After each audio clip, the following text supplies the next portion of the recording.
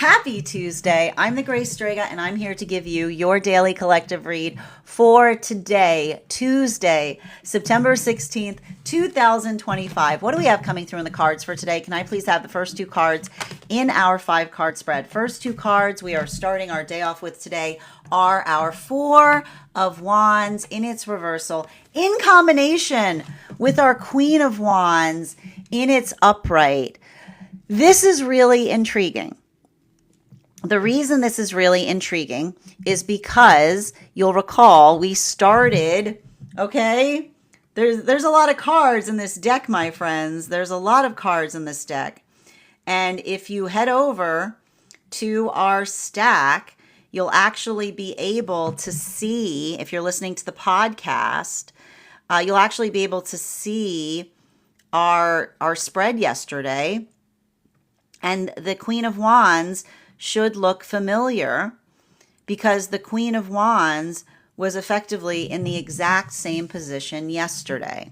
Not only were they in the exact same position, but they were also in the same direction.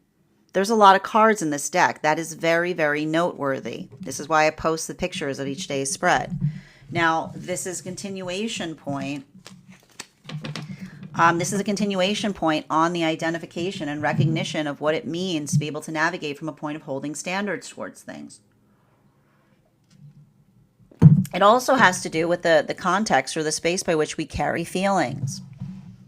And I'll tell you right now, there is a lot of energy during this retrograde cycle that is working on releasing trauma. And the reason that I'm seeing that energetic trauma is released is when we don't over internalize upon something that doesn't make energetic sense, right?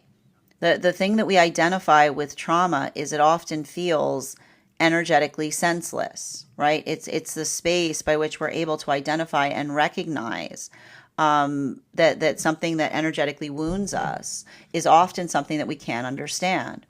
But understanding that is the shape of trauma allows us to be able to heal in more effective ways.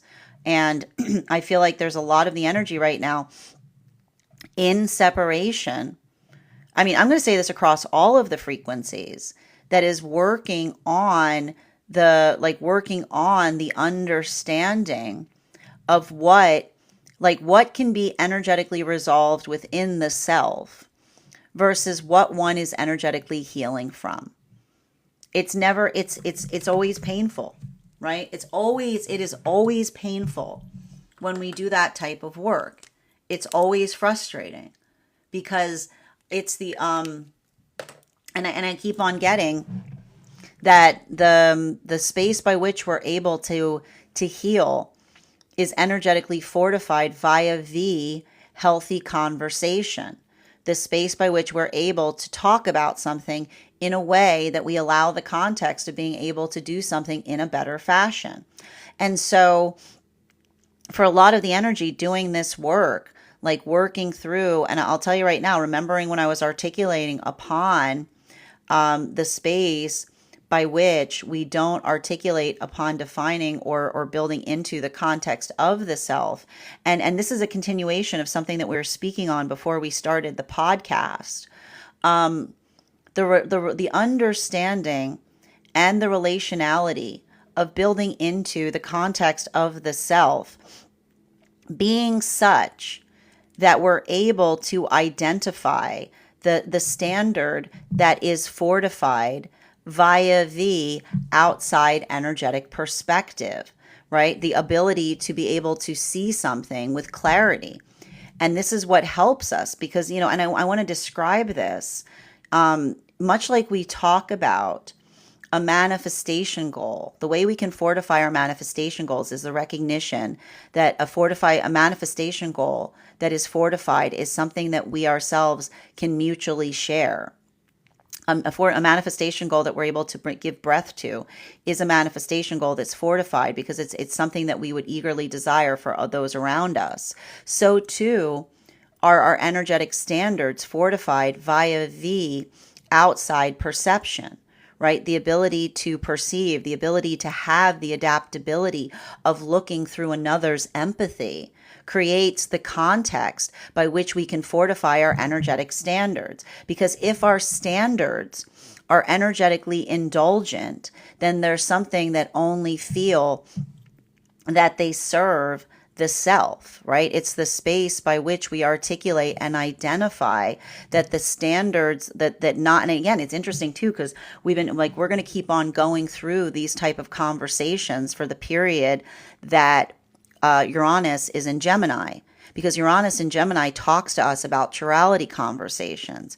And what is chirality conversations? No two things are alike, even if they look energetically similar, right? It's not enough to say that you have a standard, right? Because it's the standard. It's about whether, and we've been talking, like, this has been the conversation that's been coming up ever since Uranus went into Gemini. For one, we've talked about it's not enough to have an emotion, right? It's not, no two emotions are alike. How do we fortify whether our emotions are energetically valid? We fortify upon our emotions that are energetically valid via communication, right? The explanation as to why we have an emotion is what allows us to fortify where the work begins in terms of resolving the emotion, if it's an inside problem or if it's an outside problem. So too with a manifestation goal. A manifestation goal that is energetically held and shared is fortified in the sharing of it. Being able to articulate upon something one is working to do in a way that allows something to get energetically done effective. That is, again, the work that happens that allows us to identify that no two manifestation goals are alike. It's not it's not good to have a indulgent manifestation, which is a manifestation that only you are carrying and isn't energetically shared by those around the self. So too, no two standards are energetically alike. It's not enough to have a standard if your standard is ridiculous. And how do we articulate whether a standard is energetically ridiculous? It's the ability of it to be the standard that is energetically perceived that allows the context of our standards being fortified, right? The ability to articulate upon something. And one of the ways, like one of the things that you'll often hear when someone's articulating upon a standard is it's not too much to ask. Like, that's why when you have someone like working to fortify their standards, the question you will often hear is it too much to ask? Because that's, I keep on hearing, it's not something that we say facetiously. It's something that we say from a point of personal inquiry.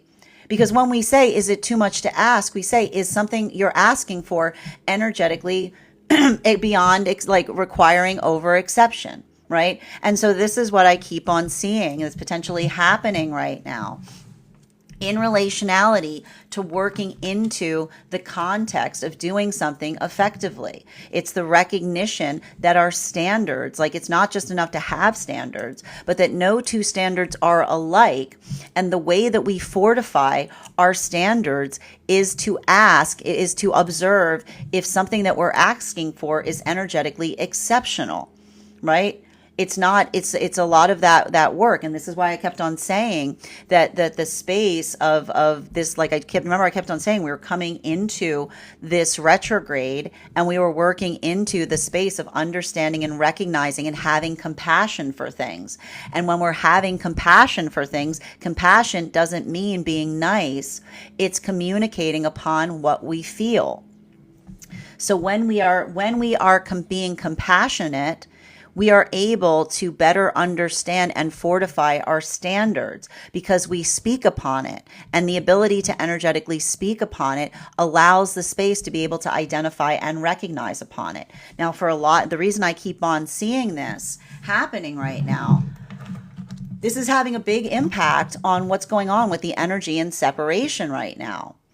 You'll recall, I told you there's a lot of energy in separation right now. Potentially in separation via the space of working through. I would not be surprised if there's energy right now in separation having conversations about standards. And I keep on seeing that for a lot of the energy, that sense or that space of being able to articulate upon it. This is the energy that is honoring their standards. But I know what I like about this, and this is why I like seeing these two cards in combination. This isn't just energy in separation that is holding a standard. And then, like, and I keep on hearing an indulgent standard is one that doesn't allow us to do our shadow work properly. And that's why we have to be very conscientious about not having an indulgent standard, right? Because what you can't look at, like when you try to put a standard up because you don't want to look at something, that's a wall. That's not a standard. That's a wall. And so this is why I like to see these two cards here, because I keep on seeing that this is either energy in separation that is articulating upon the energetic standard that they are working on and trying to communicate on it. And this is why I keep on hearing a lot of energy in separation, potentially saying a healthy relationship can navigate a conversation. Because a healthy relationship does not require one to move into the space of nuance. It doesn't require one to tiptoe around things for fear of upsetting something. It's the space by which you're just able to talk about something in order to do something in a greater fashion.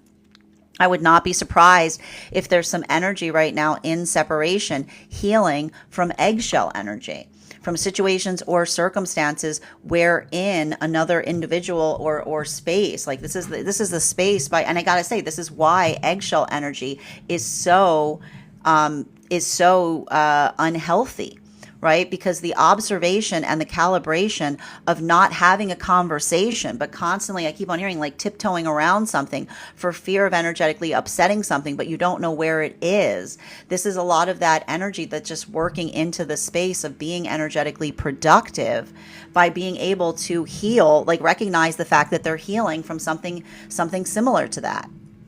And I also see that for a lot of the energy in separation right now, this could be the conversation between what is a reasonable standard and an unhealthy standard. And this is more of the space of understanding. A healthy standard is one that you feel eager to share.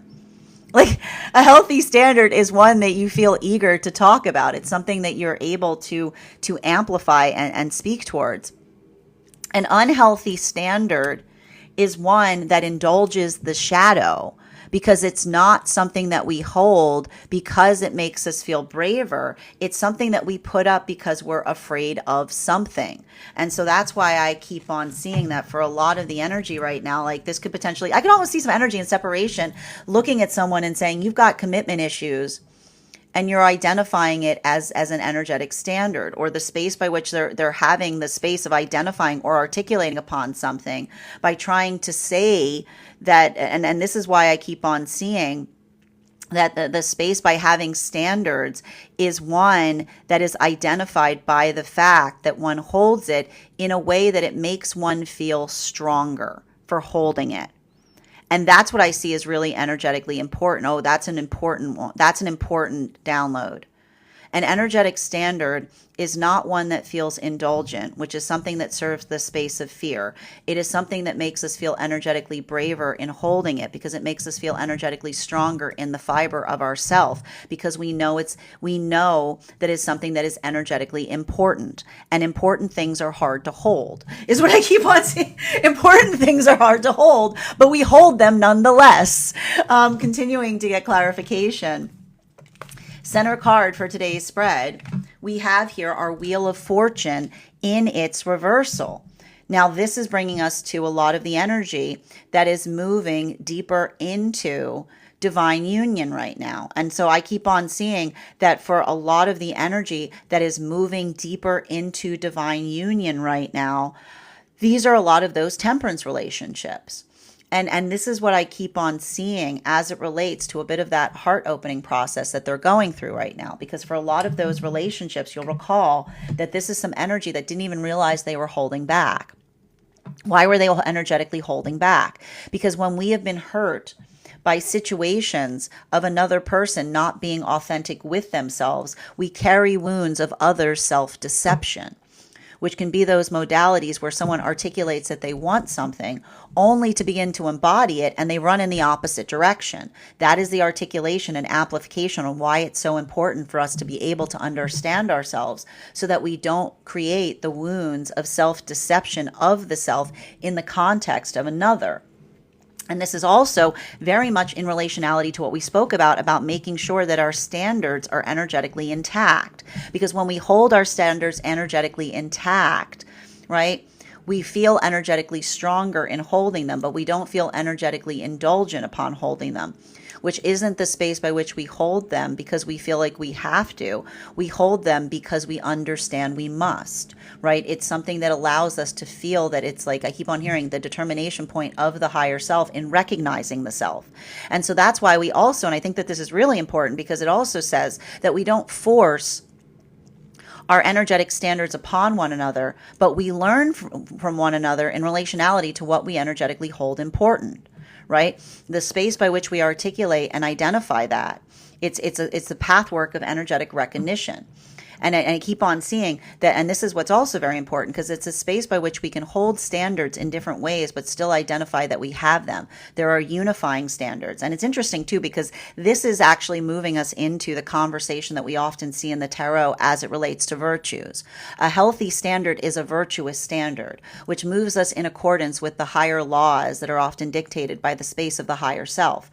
So that's why I keep on seeing that what's interesting, and the reason that this is coming through, is this is the energy. These are the temperance relationships having virtue conversations. They're having conversations on virtue. And what does it mean when we're being energetically virtuous? When we are being energetically virtuous, we are true to ourselves, which is we're working on the space of healing our energetic shadow by not coming into the space of energetic self-deception of the self. Because once we start to do the work of the shadow work or healing the shadow, the energetic shadow, the things, again, working through the aversion, the things that we do not want to see, we become energetically virtuous because we're ready to energetically face things, right? We don't calibrate out of fear. We calibrate out of the bravery of the self. This brings us, and so that's why I keep on seeing that there's something that's happening right now for those energies that are moving deeper into partnership, because they're potentially telling each other that they've never met anyone as virtuous as the counterpart that they're moving in energetic accordance with. And when we articulate to another person that they're being energetically virtuous, it's because they've done the work to repair the energetic shadow and they're not moving into a space of self-deception. This brings us to our fourth and fifth card in our 5-card spread for today. Fourth and fifth card we've got here, the Page of Pentacles in its upright in combination with our 2 of Wands in its upright. So for a lot of the energy right now, for the energy that is deep, like the energy moving deeper into divine union right now, I keep on seeing this Magician energy. And the reason we're calling the Magician relationships, these were the relationships that were coming together from about the time of the solstice period up until the time of Mercury and Venus stationing direct behind Neptune. These are the energies that are energetically maturing. And it's bittersweet.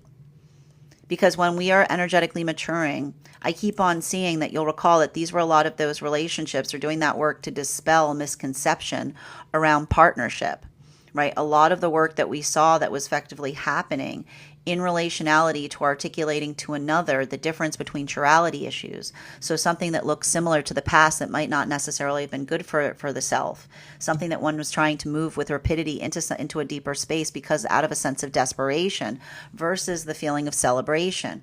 Something that feels like it's nourishing, something that feels like it's energetically grounding for the self, that builds one into the state of feeling energetically stronger as one moves, with more speed. And this is why, if there are fractures that are happening outside of partnership in the context of another moving deeper into partnership, this is often why I keep on seeing that these are energies that are maturing because they're healing their relationship to Saturn. And this is what happens as we energetically mature. We heal our relationship to Saturn, which is the observation of potentially having those internal conversations within partnership and observing what is energetically happening, potentially feeling like one is losing a connection because of the centering in partnership. But that centering is something that is natural in the context of development. And so that's why we keep on seeing that for a lot of those relationships, they're looking towards Saturn and saying, can you help me out with this? Can you help me out with this? Which is the energetic hope that in time someone will understand that that centering isn't a lack of direction. It's the natural course that we often navigate as it relates to building and creating something for ourselves. So that's why I keep on seeing that there's a lot of that work that may be occurring there. But some of that work I keep on seeing it's saying to me a lot of that work that we're identifying there, it feels very bittersweet. Continuing, and I'm not surprised to see that, given the fact that we see the fact that we've got Pisces, we've got Saturn back in Pisces, and we've got Neptune in Aries, right? Continuing to get clarification between our Four of Wands in its reversal in combination with our Queen of Wands in its upright. Can I get one card to clarify?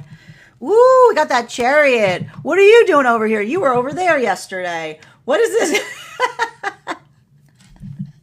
This is good. We are literally seeing a lot of the same cards that we saw yesterday. We're seeing a lot of the same cards that we saw yesterday. The Chariot was in the top row. The Chariot's now moved into the Chariot's moved into the second row, which is this is saying to me, this is talking about natural progression. Right? This is something like this is a lot of the energy. Like it's giving me it's giving me a lot of the, like, how do I describe this best? And this is why, and I'll tell you right now, this is what I mean in relationality to doing the energetic work to recognize and identify how we're navigating something, but also in the context of being able to recognize and identify, and I need to describe this. And this is why I kept on saying, making sure that you're not doing anything. Like I am begging you. I am sitting here begging you. I am here once again. I am here once again begging you not to be energetic, not to move into the space of this retrograde and taking things energetically personally.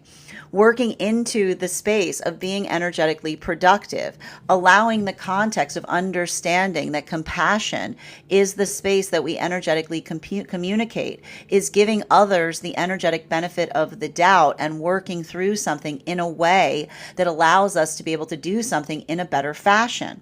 So that's what I keep on seeing in relationality to a lot of this work, because I remember what I articulated in the space or in the context of understanding. We are never demanding in the space of our standards.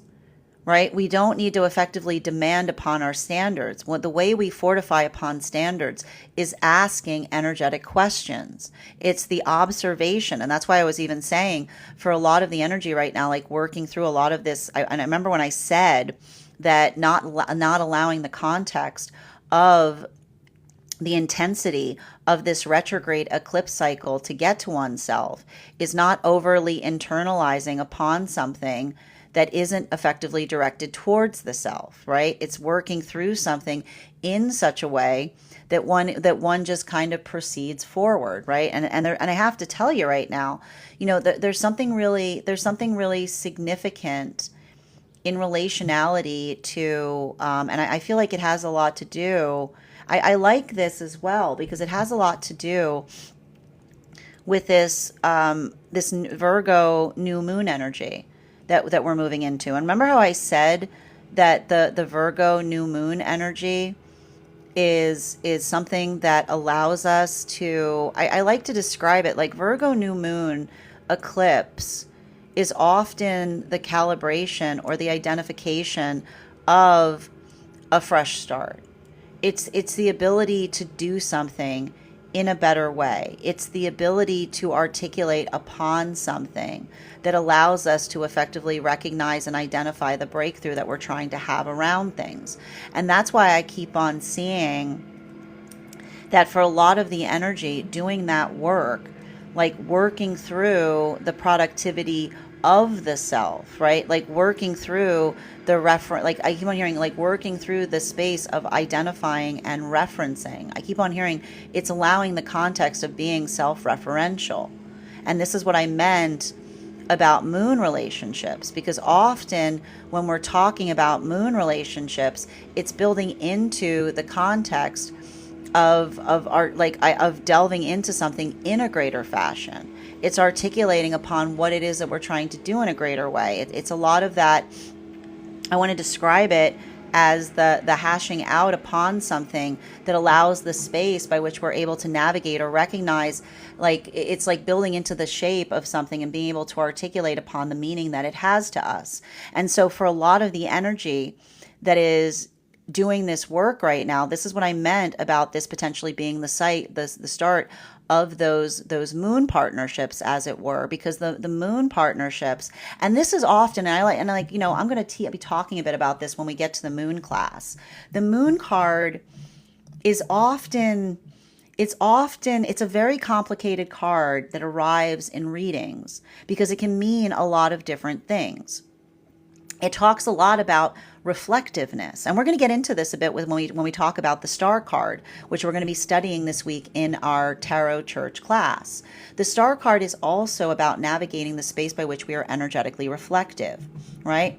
And when we're energetically reflective, when we start to become reflective upon ourselves, and it has to do, I keep on hearing, it has to do with the context of the misunderstanding of what humility means.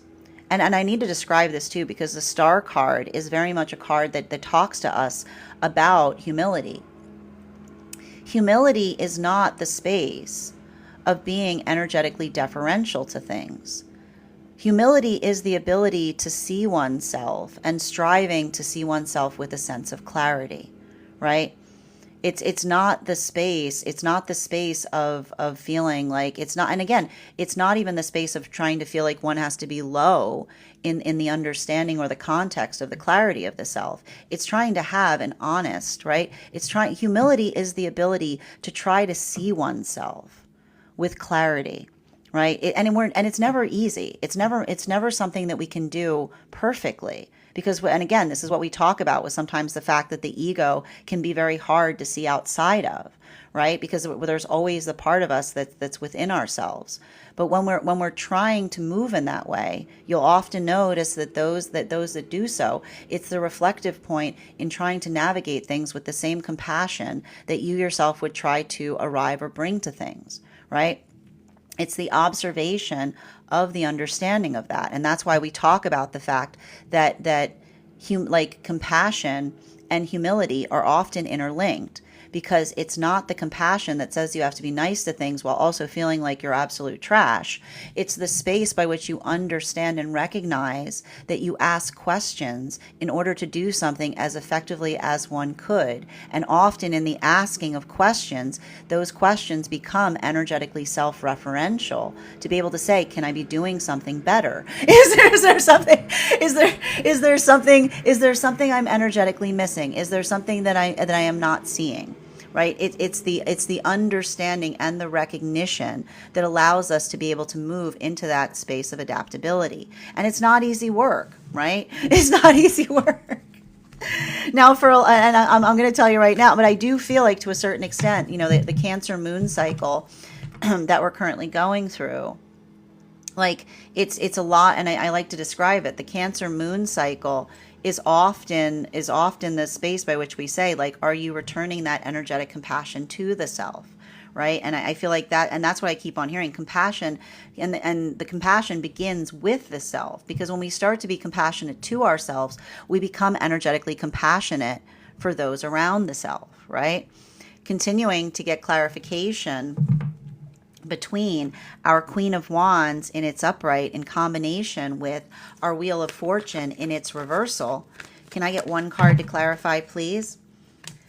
Whoop, we got two cards coming up. We've got the Queen of Swords in its reversal in combination with our King of Cups in its upright. Now, I like this, and this is a continuing of the conversation that we were talking about yesterday about the fact that this energy is impacting masculine and feminine energy in very different ways right now. You'll remember, I'm still trying to unpack this, okay?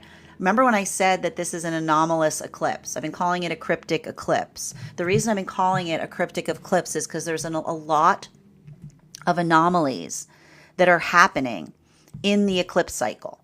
There's a lot of, it's like, and I remember when I said that the eclipses are just amplifiers. The energy was already weird to begin with. The energy was already weird to begin with. And then you've got an eclipse cycle that's like, what if I just take the weirdness and go like this? What if I take the weirdness now and just go, like crank it to 11? What are some of the weird anomalies that we're working through right now energetically? Well, let's get started. We've got almost every planetary body is in retrograde right now in Aries. I can't even say planets because some of them are bodies. We've got, it's easier right now almost to talk about the planets that aren't in retrograde to the ones that are, right? And the thing is, and a lot of that can create a lot of that feeling of intensity, right? It can create a lot of that, like the energetic, like sinking. And then at the same time, and again, sinking, and what's funny about it, I say sinking, but I'm saying sinking with an S, Y, not S-I, okay? And then it's like a lot of compounded things. And then you got Uranus that right before the retrograde also that's what I meant about like, let's just make it a little bit weirder, right? Right before the eclipse. What do? Put Uranus in retrograde. Weirder. Like, just hit the weird button right before the eclipse cycle starts, okay? And now we've got a lot, and I need to just like, there's a lot of that space. And I want to tell you right now, it's like the energy. And when I talk about polarity, I'm literally saying the energy right now is polarized. Okay. Like the energy is polarized. The energy is polarized right now. Okay. You got one side, it's all in retrograde. The other side's all not. And so what do is we recognize and identify, and we don't over internalize upon it, but we energetically observe through it. And when we're able, and again, taking a note from the Mercury in retrograde, have you tried putting a little compassion on it? And compassion doesn't mean you have to be nice about things. It's being able to communicate upon something that has meaning to the self. Because I'll tell you right now, if you want to have a fast pass in understanding whether you're too much in your ego, is by talking about something that's important to you. If you feel weird in saying it, that means that you got to do a little bit of internal work upon it, huh? That's like, right, like that's the space by which, like, it's like the space by which you articulate upon something that is energetically significant. And if you feel weird in saying it, then it's the conversation, like that is the conversation that one needs to build into the space by being energetically referential, right? And I keep on getting, love, like it's like, and this is what we talk about in the space of the pride of the self, right?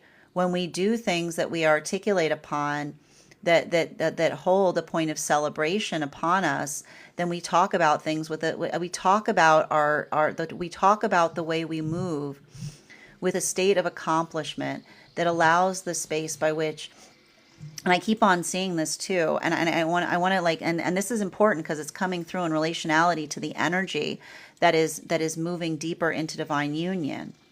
And I literally see some energy that's moving deeper into divine union that's almost articulating and saying to one another, I'm sorry I ever doubted you, but you are energetically exceptional, right? And that's what can sometimes feel painful. This is what I meant in relationality to the energy going through a heart opening process. Because, And it has to do, and this is why I said that we're probably going into some moon partnerships right now, because it's having to do with energy that is healing the wounds of other self-deception. And what's so painful about healing from wounds of other self-deception is the context by which another person says, I want this. And you go, oh, goody. And then you start moving towards it, and they start acting all bonkers and then being like, what are you doing? And then them backing away from something that they said that they were trying to move towards, right?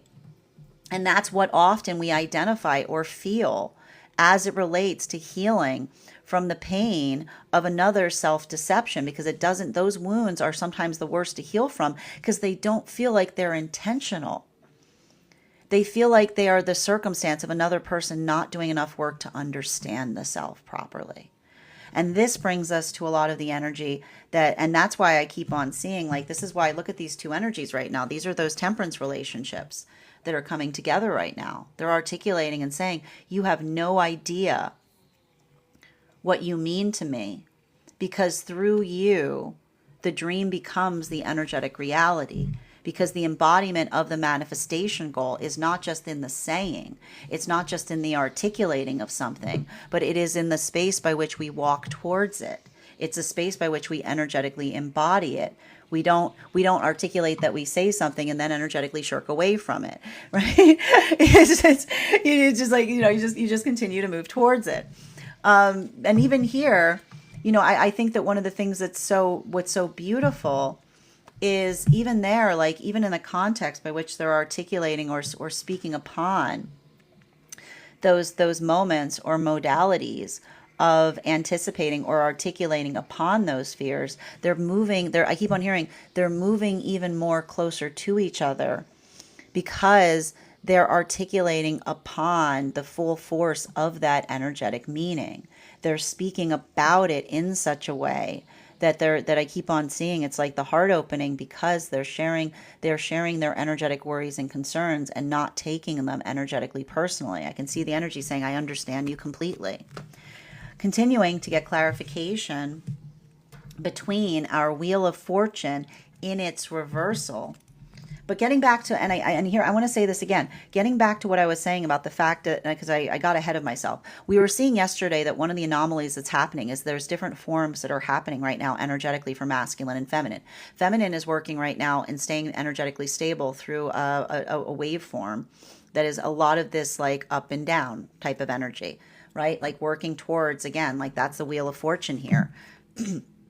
Right? In its reversal. I don't mind to see a Wheel of Fortune in its reversal in that way, because when the energy is feeling very polarized and you're just moving through it, right? Like you're just moving through it steadily, that's an energetic positive thing.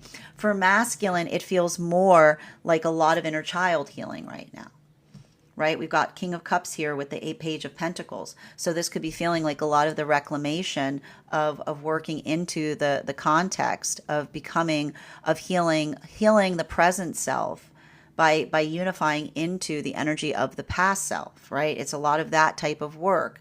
So, and what's beautiful about that too is that for a lot of the masculine energy, and we were talking about this yesterday, it's the conversation and understanding the difference between compassion and dispassion, and how often compassion, and this was coming through a lot yesterday, compassion and dispassion often look very, very energetically similar, because compassion, because they both, it's loud, it's like moving into the service of the emotions.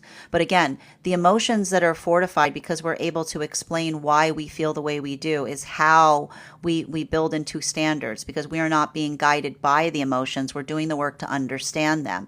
Dispassion is doing something because one feels emotionally, because it feels good. It feels good. Why'd you do that? Felt good. Felt really sweet, but not feeling at liberty to talk about it, right? That's how we can tell we're being dispassionate, because and often those who are being dispassionate will say that they're honoring the emotions, but there's no victory in honoring emotions if you can't articulate why you had the emotions that you did. Right? The emotions that are not fortified via healthy communication is someone that is not honoring emotions, but someone being led by their passions.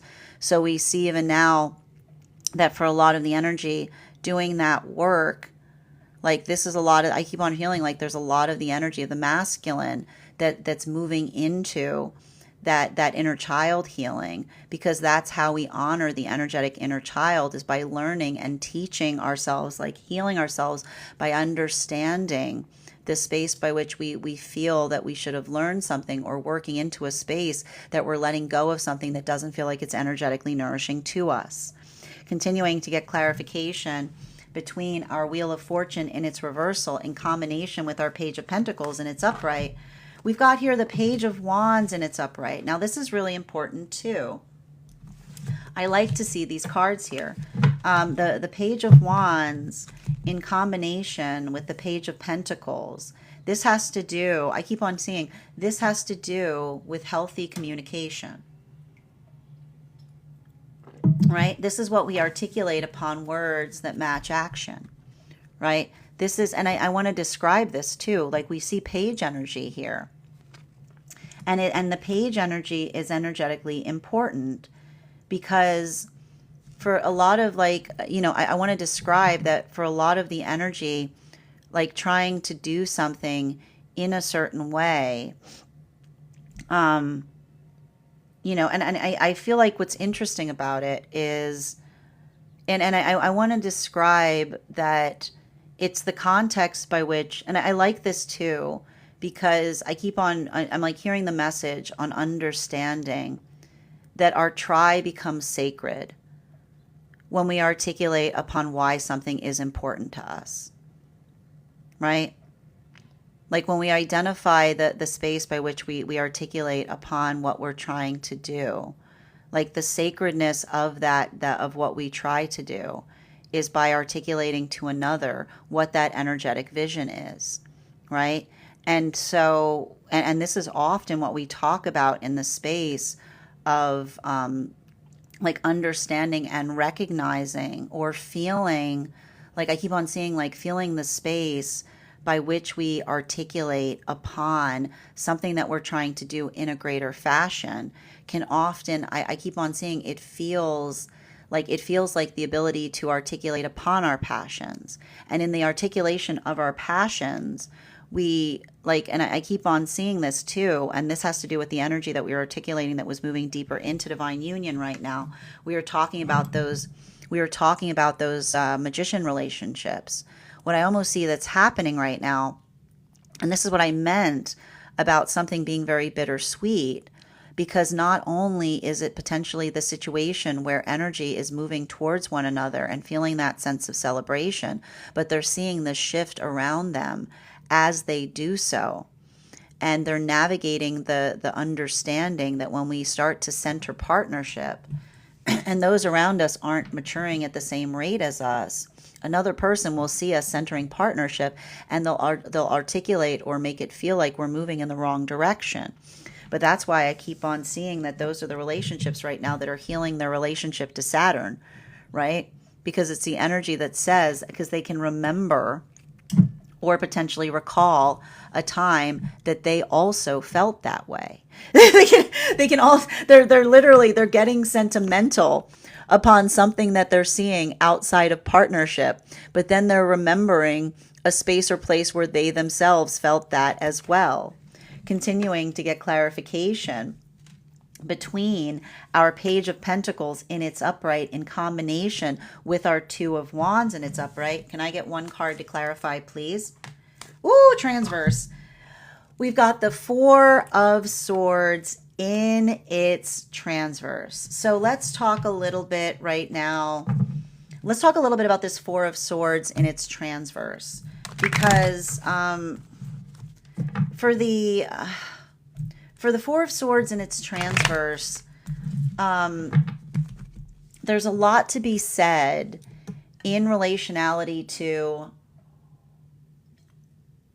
I keep on saying for the Four of Swords in its transverse, it has to talk towards, and it's funny too, because it's almost, it's just, I'm getting like a message like, you know, at times like the river, like the river of time, as it were, can often feel like it's inexorable, right? But when I keep on seeing, when we're building into the context or the concept of being energetically present, I keep on hearing it's the space by which we're able to value and articulate and feel fortified by energetic conversations, is what I keep on seeing. There's something really, and I want to tell you right now, like that's the thing about this like retrograde eclipse energy that we're currently experiencing. It's like I would not be surprised if you're going through this experience right now and feeling like you're encountering a lot of timing issues. And what does it feel like when we're going through a lot of timing issues? It can feel like time is like very slow or time's very fast. But that has to do with the fact that Neptune and Saturn both kind of like they often are in charge of our experience of experience, the way we navigate or experience time. And they're both in retrograde right now. And so for a lot of the energy doing that work, I feel like there's something important that is happening as it relates to. I keep on seeing like, and I want to describe this. Like one of the things to kind of help you, and we were talking about like things you can do right now during this cryptic retrograde eclipse, is being very energetically like present in the moment, right? And we were talking a lot about letting that kind of be a moment that helps you find one's own sense of purpose, right? And when we have a sense of purpose, like when we feel like we're pulled in a lot of different directions, we often can center ourselves by keep on hearing, by the reclamation of what that purpose is. And I wouldn't be surprised right now. And I say this because I wouldn't be surprised right now if there aren't these a lot of moments that may feel like they're happening during the eclipse that often make us feel like we're getting off subject, which is to say like the moment that something energetically distracts or something that feels like it pulls one away from something. But then that I keep on hearing like that ability to kind of articulate upon the meaning that something has to us or what we're trying to do it more effectively can often allow the space of being able to, I keep on hearing like identify and recognize what we're trying to do in a better way. And and that's why we were seeing even now, with a lot of this energy, I would not be surprised if there's something that is occurring in those experiences that often I just keep on seeing some of the energy right now that is and I would not, and it has to, I want to say again, in the space of working through like it's interesting, like in the space by which we work through an apology, I keep on hearing that there are no buts, right? Because it's not, I keep on hearing it's the but, the observation of seeing something that we are energetically saddened about versus something that we're trying to do in a different way. I keep on feeling like for a lot of that energy, like I want to describe that it has to do, like there's something really important that's happening right now as it relates to, I don't know where this is coming from, like somebody articulating something versus another person never seeing it is what I keep on seeing. And this is often what we often get to when we're too much, like when we're too much in our energetic ego. We see things, I keep on hearing when we are too much in our ego, we see things that are not there.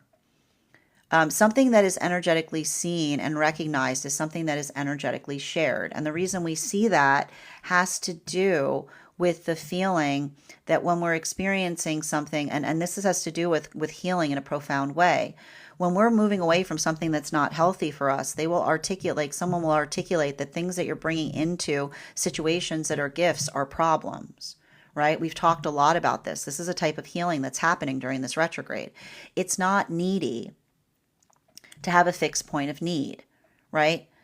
So long as you are recognizing that that need is not something that energetically changes, it's something that is consistent. One cannot articulate that is being needy. But if someone is not willing to deliver a fixed point of need, they'll articulate and say that one is being needy for having a standard. Simultaneously, it's not wrong to bring emotions into a relationship. A healthy relationship is fortified by emotions. An unhealthy relationship is damaged by them. So we do the work to understand that our emotions, we do the work not to require another person to solve our emotions for us. So as long as we're doing the work to solve our emotions, telling another person what we need, it's not too much to ask that to bring needs to emotions to something. But someone that doesn't want to deal with our emotions, even if those emotions are sensical, will say that we're being overly emotional. So that's what I keep on seeing as it relates to some kind of calibration process that is potentially happening right now in this retrograde. And it has to do potentially with navigating triggers. We often get triggers about ourselves that are not true. We often experience triggers upon ourselves that are not true, that are forged in the fires of trauma, right? Which is something that another person articulates to us over and over and over again, but isn't actually true. It's because we are in some kind of traumatizing space or experience. So that's what I keep on seeing that is happening right now. They're either modalities or moments that are occurring right now, which is helping another person observe and recognize something that they're working on doing in a better way, right? Something that they're working on healing or achieving in a better fashion, while simultaneously also potentially doing the work to relieve or ease oneself from a trauma that they carried around, a trigger that they're potentially experiencing in some way, shape, or form was never true in the first place. And that I keep on seeing that for a lot of the energy, like that's what I meant about some of this energy being in that place of being referential or going into some kind of contemplation mode, because I keep on seeing it's the outside observation upon something that fortifies one's own intention or direction and helps one heal in a better fashion. This brings us to, and that's happening across all of the frequencies right now. Continuing to get clarification between our Chariot card, our King of Cups in its upright, and our Queen of Swords in its reversal. Can I get one card to clarify, please? Clarification. Oof. Clarification coming through right now with our Three of Swords. And what we're effectively, one of the things that we're effectively seeing right now with the Three of Swords has to do with, I keep on saying, it has to do with the space of the work that we do and I keep on hearing, our job is to be empathetic, but not overly sensitive. That is really, we're going to talk about this for a moment because I know that sounds energetically confusing, but I want you to understand it. When we are empathetic, but not overly sensitive, then we understand that the sensitivity that we feel is a gift, right? We hold our sensitivity with a sense of preciousness, but we also are mindful of the fact that we're energetically sensitive. And when we are being energetically sensitive correctly, we navigate or we introspect upon our sensitivity to determine if that's something that we have to become stronger about, right? Something that we need to work upon on the inside. Like that's something I need to get better at. Like that's something I need to strengthen. I need to become more fortified upon that. Or if it's something that we need to move away from, that it's not something where we want to lose our sensitivity in order to have to endure something. And this is why trauma can feel so difficult, but this is also why it's important that we recognize where the source of our trauma is coming from. Because when we don't move away from trauma, we become trauma. Because if you stay in a space that's traumatizing, that's requiring you to lose sensitivity on something that it is vital for you to stay sensitive upon, that is no gift. That is not a gift that you just got. That is a numbing. That is a wound that you're experiencing that is causing you to go numb, that you're articulating is a gift. So when we are precious with our energetic, and at the same time, There's other traumas where we can often experience where someone has an oversensitivity to something, right? Again, another person that is experiencing a sensitivity that they make it another person's like point. Again, it's not that that's negative.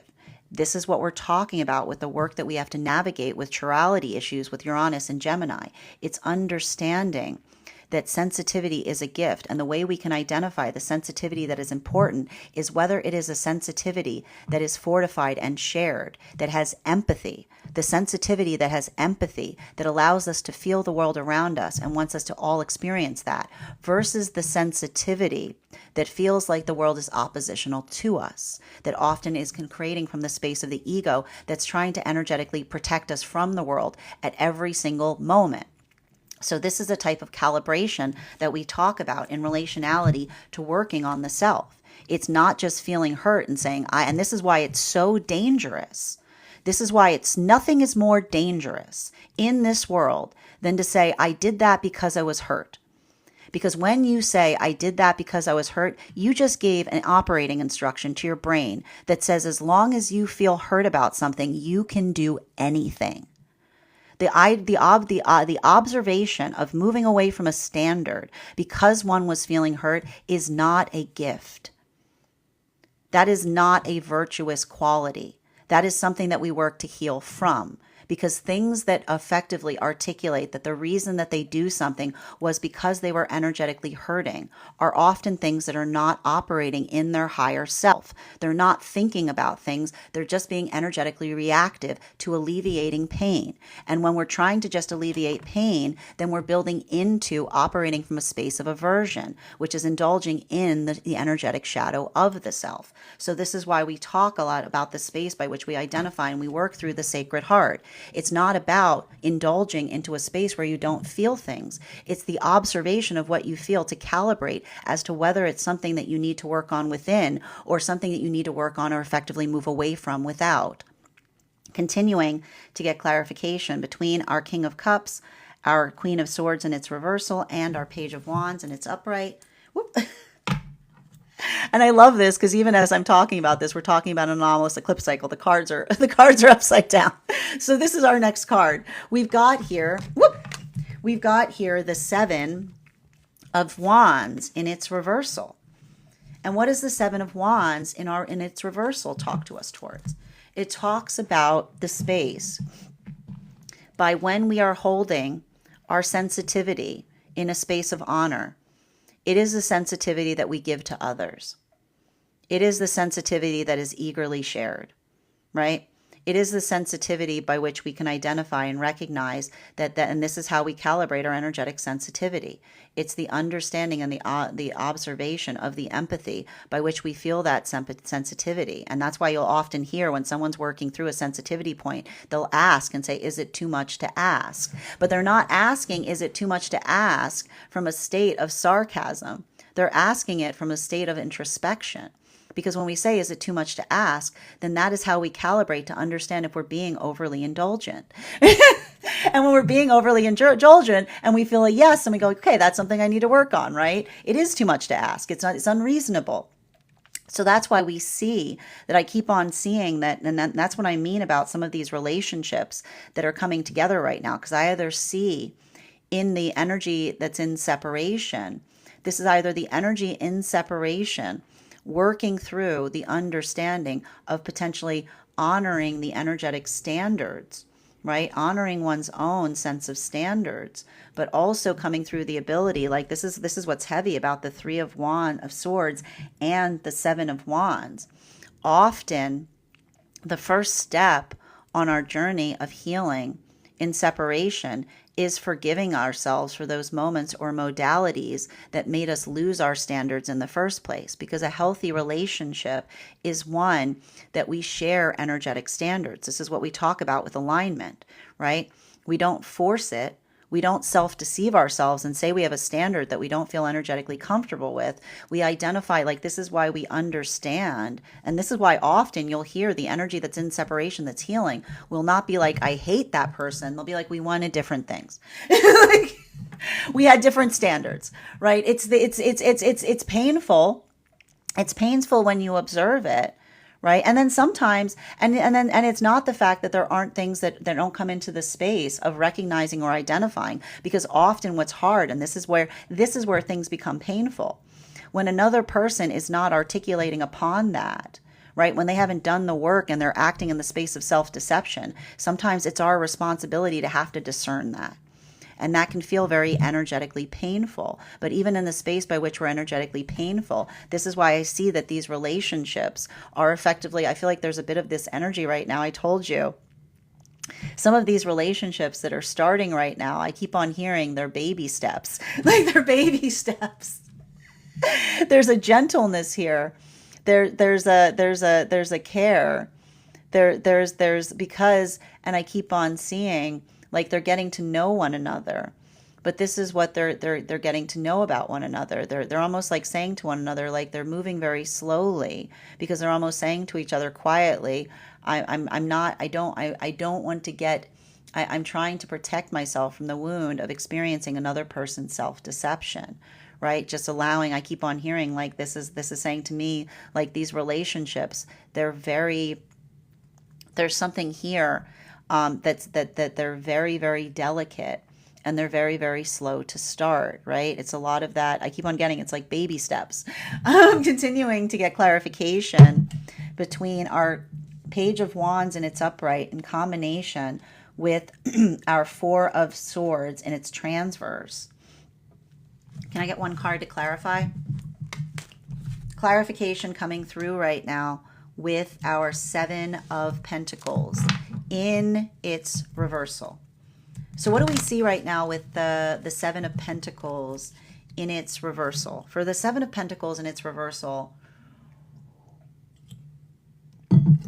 I feel like I'm identifying and recognizing, how do I describe this best? And that's what's interesting too, because like, okay, so the energy right now that's building into relationship is very slow. The energy right now, that's the Tempest relationships are picking up speed. Is what I keep on seeing. The Temperance relationships are picking up speed, because I keep on seeing that going through this process and feeling the energetic resolve in relationality to seeing something energetically exceptional in the context of the partner. This is the energy that it keeps on seeing. Like I keep on seeing that this is the energy that looks towards one another and says that the reason that they're moving towards each other, having a lot of these heart opening conversations, is because they're feeling like, I remember I said that those Temperance relationships are feeling profoundly grounded and fortified in this energy. The observation and the understanding of working through something and not and seeing the confirmation of someone having that sense of direction, like not, like I keep on getting, like not feeling shaken by it, but feeling affirmed by it. Like this is a lot of the energy that I almost see as potentially articulating right now on plans, or working on a lot of those energetic plans, or potentially like I keep on hearing divulging more of themselves to one another, because they're healing the wounds of trust that were occurring in experiences where they were wounded by another's self-deception. Continuing to get clarification between our Three of Swords in its upright and our Seven of Wands in its reversal. Yeah, for the energy deep within divine union right now, I keep on seeing that for the energy deep within divine union, and this is what I mean in relationality to this energy impacting masculine and feminine in different ways, because there's something really important that we're seeing here. And I want to describe it as for the energy deep within divine union. And I remember how we articulated that these were those magician relationships. This is the energy that I keep on seeing is like, it's like they're working through the bittersweetness of the fact that there's wisdom coming in. And I feel like what's wild about that is for some of these relationships, I feel like they're having a little bit of a flashback moment to potentially experiences in the past where they themselves weren't necessarily ready for partnership, and they saw energy prioritizing partnership, and they were articulating upon the fact that they thought someone was moving in the wrong direction.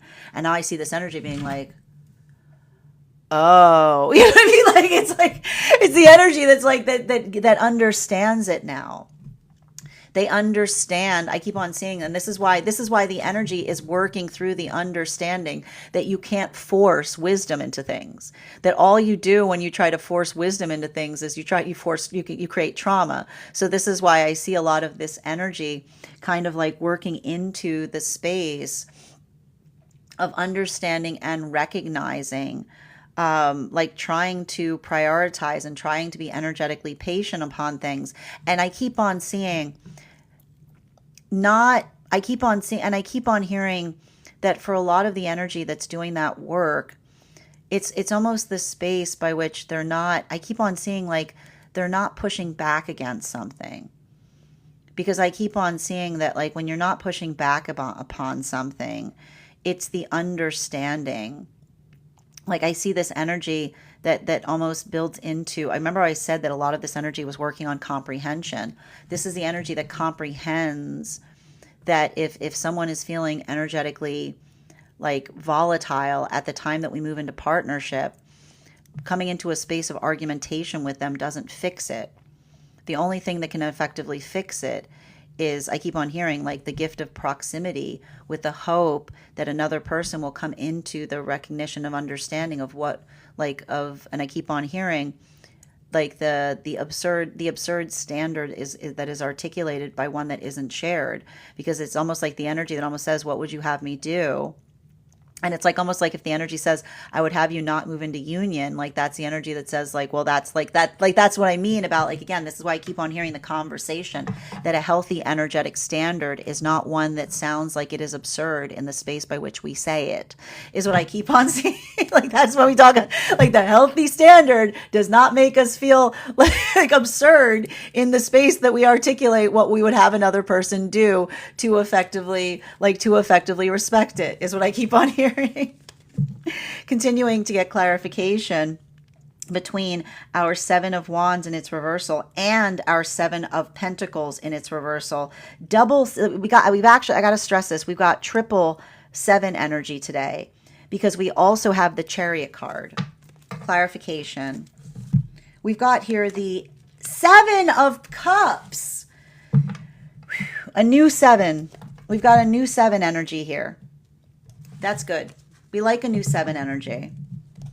Because, and that the reason I'm saying a new seven is because we've got all the sevens out with the exception of, we've got all the sevens out with the exception of 1 7, but we also have a seven out because we've got the Seven of Wands out. We got the Chariot out.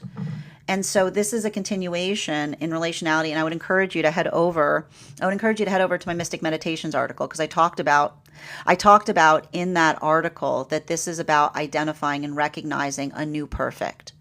And what do we mean by understanding a new perfect? That when we let go of the illusion of perfection, we understand that perfect is all around us at every moment. It is a call. It is a calling, right? The gift, and this is what often happens with those with Virgo placements, right? We don't traumatize each other with our perfect, which is when things are not perfect, we don't damage each other in the space of something not being perfect. We understand that we're all called to make something more perfect, right? It's the observation that when you think about perfect as like a summoning, you know, you feel like when you look at perfect as feeling energetically summoned to make something better, then you don't say, how dare you? You say, what can I do to help? What can I do to do it better, right? It's the conversation by which one is able to understand and amplify that it isn't something that we punish each other for. It's something that we work towards together. And that's why we have to be compassionate as we strive for perfection. Because when we are compassionate, right? When we are dispassionate with our perfection, then we often create spaces that become worse, right? In the space by which we don't see perfect, then we make something awful, because it's the space by which we allow the perfect that we can see, the gift of perfect. Imagine, where does that come from? Where does it come from? It's beauty. It's the ability to identify beauty. But when we get mad at each other because something isn't energetically perfect, then we make something energetically worse. But when we're trying to contribute into beauty, right, when we look towards that perception of perfect as a calling, as something that allows us to kind of feel energetically like that invitation, if you will, to make something more perfect, then we move towards it with a sense of excitement, of amplification, of working in such a way that we build into the unified elation that we can create between one another. So everything I keep on seeing right now, and I feel like that's something that's happening right now in relationality to this retrograde process. It's working through, right? It's like, and I keep on hearing this, like the way that we find perfect is often found in the surrendering of what we expect it to be, right? And then when we look around ourselves and we see everything, then we allow the ability of understanding how we can perfect upon things instead of feeling detrimental that it's not the way that we expected it to be. Clarification between our Queen of Pentacles in combination with our Seven of Cups. The nine, you see the Nine of Pentacles in its upright, one of my favorite cards, right? It's the satisfaction that we bring to things, right? It's when, imagine the space where you look around something and say, this is like, how can I contribute more to the energetic joy that is in a space, right? It's the observation and the recognition that we give one another. That is the force of compassion, right? The force of compassion is being able to communicate upon the compassion that we feel for something, which is the observation in terms of how, like, the desire to make something better. And so when we hold our perfection with compassion, then we're always looking to perfect. But, and this is what I have to kind of warn you about with like this retrograde cycle, if you hold perfection too tightly, you will never find it. And you damage perfection everywhere you go, right? Because when we hold, you can't hold perfection because nothing is ever energetically perfect. What's beautiful is we can always aspire for something to be more perfect, which is why we don't hold our perfection too tightly. Because what happens when we hold perfection too tightly? We destroy the potential of things becoming perfected. So I feel like that's what's happening right now. And that's why I keep on seeing there's either a lot of energy that is healing in separation from circumstances or scenarios wherein that was the calibration of working through something. This is often what we feel like. And what do you often hear when someone's holding perfection too tightly? Nothing I could do was ever enough. Nothing I could give would ever be enough, right? Because when someone's holding perfection too tightly, that is the sound of trauma that feels like it wrings us out, because it's the exhaustion that we feel and never feeling celebrated, but always having another demanding more from us, right? So there's either energy in separation that's healing from circumstances of that nature, or these are relationships that are moving towards each other with a lot of delicacy, having experienced wounds in someone holding perfection too tightly. And so that's why I keep on seeing there's like a little bit of this wariness in relationality to these new connections that are forming, because they're feeling each other out, right? While for the energy moving deeper into divine union right now, I feel like there's something really energetically important that we're identifying or recognizing in relationality to, how do I describe it best? For a lot of these temperance relationships, this is why I keep on seeing, like, I feel like this is the energy that's moving into a state of elation, right? They're ecstatic. I keep hearing they're ecstatic that they found the energetic resolve in someone that doesn't operate in a state of energetic disillusion, or the space by which another person tries to convince themselves that they're one way when they're really another, right? This is a lot of the energy that says, through you I find true. And the reason they're saying through you I find true, because they're saying through you I believe in true again, because that's the gift we give each other when we've healed our energetic shadows, right? What you find within is just more of what we find without. While for the energy deep within divine union right now, a lot of those magician partnerships, I just keep on seeing that for a lot of those relationships, this is the energy that is working to be okay with something. And I keep on hearing, I hope time will smooth that out. Is what I keep on hearing. The song we sing when we're trying to grow okay with something that we can't energetically change is, I hope time will smooth that out, which is the aspiration of the energy that knows that they're prioritizing the right things. And often when we're prioritizing the right things and we see another that's taking that personally, that's why I hear the energy going, I hope time will smooth that out, because they're not trying to force something, but they're hoping. I keep on hearing they're putting their hopes on the river of time to do its work in relationality to another person, also understanding the lessons that they themselves are experiencing at this time. Bottom of the deck, the Fool card. Everything is in Aries. And it's again, it's a, like, I'm just going to tell you, it's a lot of like, it's a lot like, it's like a relay race right now, guys. You know, it's a lot of this like stop start energy. This is what we can expect with like literally everything in Aries right now. And I'll tell you right now, it does not mean like I'm going to say this again. Here's the thing that we have to understand with being compassionate. Compassion doesn't mean you have to be okay with everything. Compassion means comprehension of passion. I wouldn't be surprised if you're seeing some stuff right now in this cycle and being like noted, right? It's the observation. Not only does compassion mean communicated passion, but it's comprehension of passion. Right? And this is why we don't operate too much in the space of our egos, because our egos, when we're too much in our egos, others see like it's like we like the ugliness, like it's like it's a lot of that space. So that's why we see that, like, I feel like a lot of this energy right now, I would not be surprised either working through something that is painful to energetically witness, or seeing something where it feels like another person's energetic disguise moves away. But the reason we keep on saying this is the ego disguises us, because when we're in a healthy space, what you find on the outside is similar to what you find within, right? It's all like, you're like, I've got some great news to share. It's the same way all the way through. That person is dope. Just like, versus the space by which we see something or we articulate upon something and we take note of it. Right? It's the observation of, and again, it has to do with the difference between being fueled by our passions, which is doing something because it feels good to do it. And that's why, like, versus doing something because it feels good to mean it. And I feel like that's what's happening with a lot of the energy that we're experiencing right now.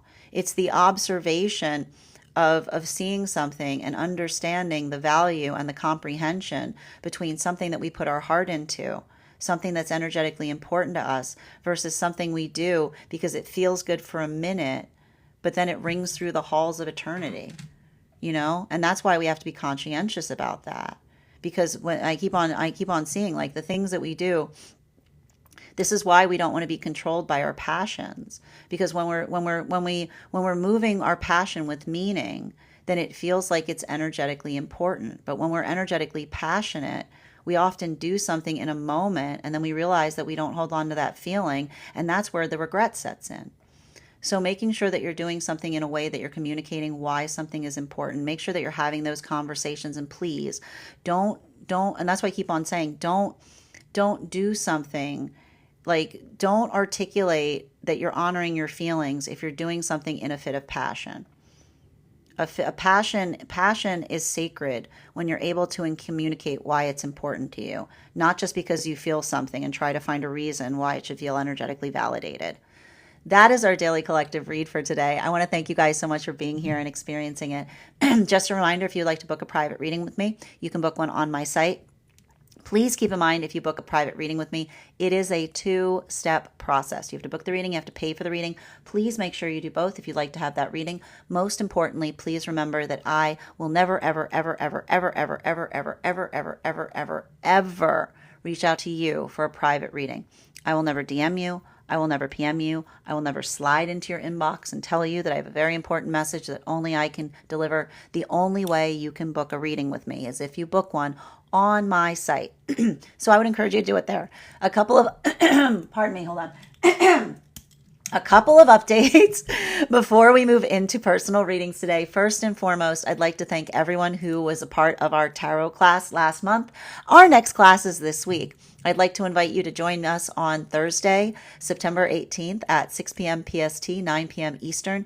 We will be continuing our studies into the tarot with a focus on the star card. If you would like to become a part of that tarot class program, all you need to do is head on over to my stack and become a paid subscriber. Your paid subscription to my stack is your ticket of entry into our live classes each and every month.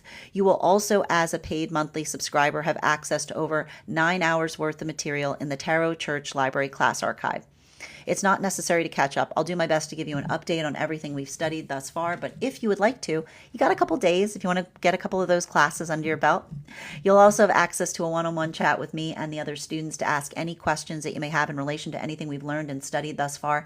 And if you become a founding member to my stack, not only will you receive a discount on the whole year's worth of classes, you will also receive a complimentary one-on-one mentorship class with me, where I will meet with you personally to assess where you are on your own personal tarot journey and give you the best insights in terms of how to utilize those classes to the best of your potential, moving towards your tarot goals going forward.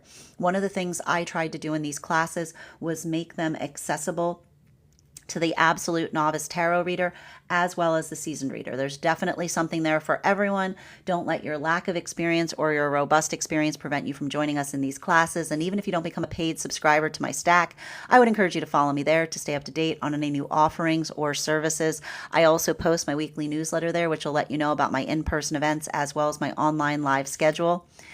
I also want to let you guys, I also post my mystic meditation articles there, which will give you an update on what we've been experiencing energetically. I just wrote one recently on this full moon / eclipse cycle that we're currently navigating. I also want to let you guys know that on top of my standard life path readings, I also offer mentorship classes. These are for any of my students seeking a more personalized educational experience with me. I take a very limited number of students for this reason, as those classes are focused on each individual's personal spiritual goals and journey work. Those classes can be purchased on an individual level or as a monthly class series, weekly or bi-weekly as your schedule permits. Also, for my students seeking more consistent weekly tarot support, I'm very happy to offer weekly tarot insight packages.